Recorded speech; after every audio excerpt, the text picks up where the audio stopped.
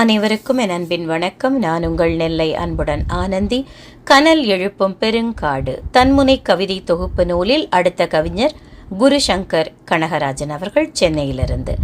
திருவிக பேச்சு பயிலரங்கம் திருநகர அரங்கத்தின் இணை அமைப்பாளர், டாக்டர் மூவ திருக்குறள் நற்பணி மன்றம் திருக்குறள் ஆய்வாளர், உலக திருக்குறள் பேரவை திருக்குறள் பற்றாளர், அண்ணா நகர் தமிழ் பேரவை இலக்கிய சிந்தனையாளர், அண்ணா நகர் தமிழ்ச்சங்க ஆர்வலர் மற்றும் தமிழ்நாடு புலவர் பேரவையின் பாவலர், உலக திருக்குறள் மையத்தில் திருக்குறள் ஆய்வுச்சுடர் விருதாளர்.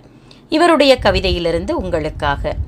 கடக்கும் போதெல்லாம் மௌனத்தை கலைக்கிறது, ஒலிப்பான் சத்தத்தில் எழுகிறது மருத்துவமனை. இந்த நம்ம சொல்லுவோம் இல்லையா, ஒருத்தங்களுக்கு ஒரு நாசுக்கே நிறைய பேருக்கு தெரியாது, நாகரிகம் தெரியாது அப்படின்னு யாரை சொல்லுவோன்னா, இப்போ பார்த்தீங்கன்னா ஒரு ஆசிரமம் இருக்கும், அதை கடந்து போகும்பொழுது சத்தமாக ஒரு சவுண்ட் வச்சு ஒரு மியூசிக் கேட்டு போயிட்டு இருப்பாங்க. அதே மாதிரி இவர் எழுதியிருக்கிறாரு பாருங்கள், ஒரு மருத்துவமனையை கடந்து போகும்போது அங்கே தான் பயங்கரமாக அந்த ஹார்ன் சத்தம், அந்த ஒலிப்பான் சத்தத்தில் பயங்கரமாக ஒருத்தருக்கு ஒருத்தர் முந்தி போகிறதுக்காக அப்படியெல்லாம் சத்தம் போட்டு போவாங்க.